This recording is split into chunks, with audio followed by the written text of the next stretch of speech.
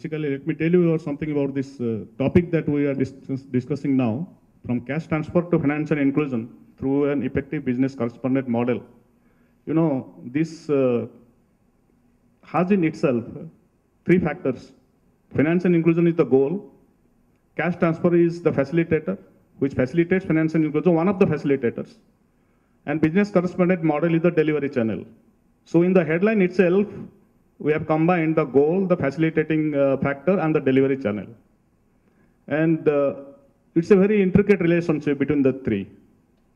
Financial inclusion, I don't think as of now, as of today, there is any confusion about the objective of financial inclusion, why it should be there, and broadly the manner of financial inclusion is also agreed upon today. Now the devil, they say, as they say, lies in the details. Problem is the implementation of it. Are we really convinced that it is a business proposition? We means all the players in the system. That includes the banks, that includes the non-banking institutions, that includes the government, that includes everybody. That includes the service providers, that includes the technology service providers, the BCs, corporate BCs, everybody, all players in the system. If we are convinced it's a good model, if we are convinced it's a good objective to work towards, then what are the issues that are hindering this process? Are we adequately addressing those issues? Now, after having said that, let me come to the question that Mr. Chawale asked. Initially, yes, there was a lot of skepticism, but our banks over a period of time were used to all this. As one of the speakers pointed out in the morning today, they were used to the so-called social banking, priority sector banking, providing banking services in the rural sector. We had specialized institutions also developed for that. We had the regional rural banks, we had the cooperative banks, and all these things were there. We had the branch network of commercial banks, which was increasing year by year. So banks were not, it was not foreign to the banks to deal with the people that we had in mind. The excluded people who are excluded from financial services from the mainstream banking institutions. And that is what financial inclusion is all about. To provide financial services to those people who stand excluded from the mainstream financial institutions. That's why we have consciously devised a bank-led model.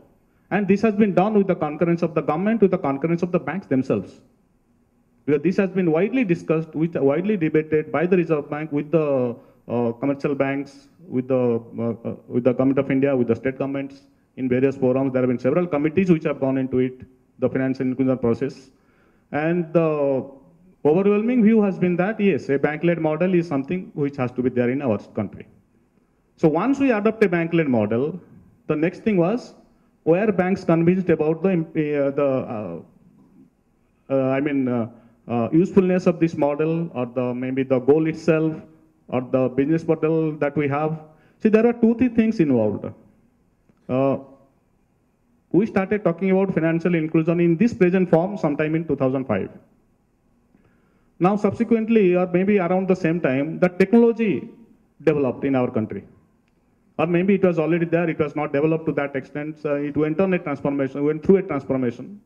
So that appropriate technology that is being used today, that came into being at around that point of time.